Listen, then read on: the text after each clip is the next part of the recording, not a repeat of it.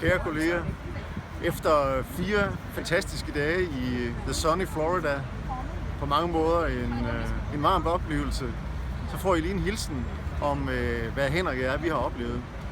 Vi er blevet udfordret, inspireret, vi har set en masse. Det har været skidt og kanel, det har været et blik ind i fremtiden, og det har ikke mindst bekræftet vores fordomme om forskellighed mellem dansk og amerikansk kultur og sundheds-IT.